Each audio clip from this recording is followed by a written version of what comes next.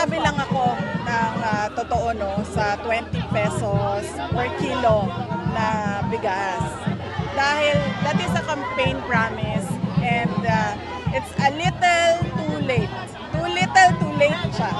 At magtataka ka kung meron tayong 20 pesos per kilo na bigas, bakit sa Visayas lang ito i-implement? Nakikita natin mahina yung mga senador ng administrasyon doon sa Visayas. So, huwag daw po kayo rally ng crab mentality. Kaya nga ma'am, hindi yan na pagiging na mapagpuna. Nagsasabi ako ng totoo. It's a campaign promise, yung 20 pesos per kilo na rice. And ngayon lang in-implement na panahon ng eleksyon. It's sabi ko nga, too little, too late to comply with the campaign promise ngayon.